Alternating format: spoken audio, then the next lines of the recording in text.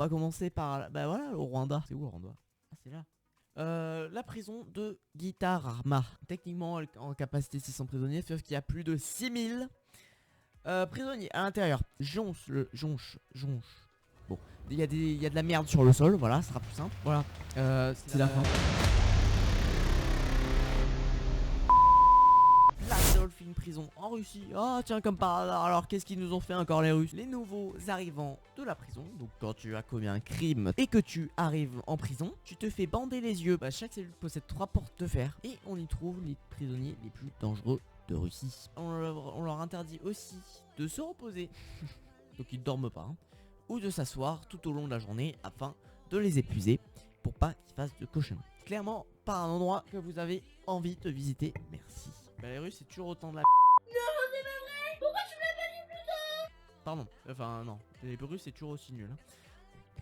Alors en Corée du Nord, putain. Les gars, c'est l'enchaînement des pires pays là. Ça m'étonne pas. Le camp 22 en Corée du Nord. Alors c'est plus une prison, c'est un centre de rétention de travail forcé. Donc l'établissement de Corée, on y compte près de 50 000 prisonniers, hommes, femmes et enfants. Car en Corée du Nord, on peut arrêter une famille tout entière si quelqu'un est jugé criminel. Alors, ok, bon, bah si je sais pas, si ton père a tué quelqu'un, bah hop, là, on embarque toute la famille comme ça, et y a pas de soucis. Travail forcé 7 jours sur 7, torture, violence, journée de plus de plus de 12 heures de travail dans les mines, un véritable camp de travail sous une dictature. Bon, voilà, la Corée du Nord quoi. La routine là-bas. Bon, on passe. La prison de Bangwang. Alors, en Thaïlande, putain, qu'est-ce qu'ils nous ont les Thaïlandais? On dit que les détenus les plus pauvres n'y reçoivent qu'un bol de riz ou une soupe par jour. On les torture quasi quotidiennement. Putain, il dit ça tranquille, sans aucune pression. Alors on le torture 3-4 fois par semaine facile, on m'arrache des ongles, bon voilà quoi. Il m'en reste un, j'ai perdu un pouce aussi. Les conditions de vie sont infernales, bon en même temps c'est une prison. Les prisonniers qui sont dans le couloir de la mort portent obligatoirement et continuellement des chaînes aux pieds. Pour ceux qui ne savent pas, le couloir de la mort, c'est ce qu'on appelle chaise électrique. C'est-à-dire que tu vas y rester jusqu'à la mort dans la prison en fait, hein, tu bouges pas. Et donc, bon bah toute ta vie porter des chaînes aux pieds, je pense que t'as quelques marques quand tu meurs. Donc on change, on passe. La prison de Ciudad Barrios. Alors ce qui fait que cette prison est extrêmement dangereuse, c'est qu'il existe deux gangs rivaux qui s'affrontent, le Barrio 18 et le MS13. Règlement de comptes, violences diverses et surpopulation. Près de 2500 détenus pour une capacité de 800. Ça fait un peu ouais.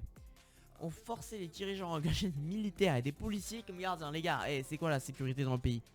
Ça vous donne une idée. Ouais, mais là, les gars, les militaires, ils ont rien d'autre à foutre là-bas, c'est quoi le bordel? Allez, on passe au Brésil, tiens. La prison de Carandiru.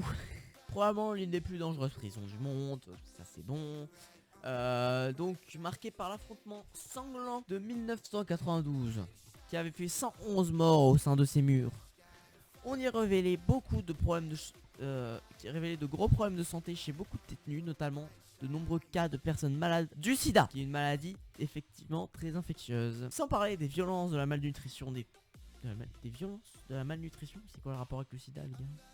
Détruite en 2002, la prison est depuis devenue un musée. Un musée du sida, on a fait un musée de la vie, c'est quoi? Alors, on passe. La prison de Mendoza en Argentine. Déjà, quand un mec qui vient visiter la prison normalement, visiter la prison, il doit signer une décharge qui détache de toute responsabilité l'établissement sur ce qui pourrait lui arriver à l'intérieur. Déjà, globalement, quand tu dois signer quelque chose, par exemple, pour le vaccin du Covid, t'as dû signer une clause de non-responsabilité. Ça pue les gars, voilà, hein. Ça paraît logique mais ça pue. Dans la prison on peut dire que c'est pas extrêmement safe, on peut le dire. Une des parties de cette prison enferme les plus gros criminels du monde.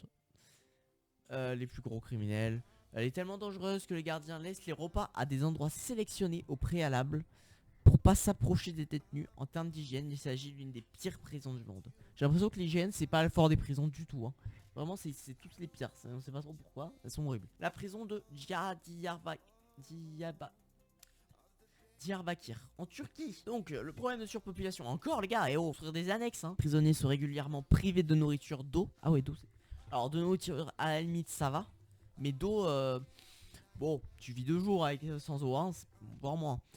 sont suspendus par les bras, violés ou torturés à mort. Mais wesh, wesh. Non, alors non, c'est vraiment pas le moment pour dire wesh, les gars. Amnesty International a reçu des centaines de plaintes dans les années 80 qui dénonçaient ce qui se passait dans cette prison. Les tortures physiques et mentales auraient par ailleurs poussé plusieurs détenus à mettre fin à leur jour.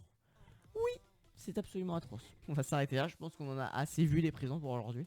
N'hésitez pas à rejoindre mon compte Insta dans la description. Les amis, on va s'arrêter là, c'était Fifumour, à la prochaine, à plus.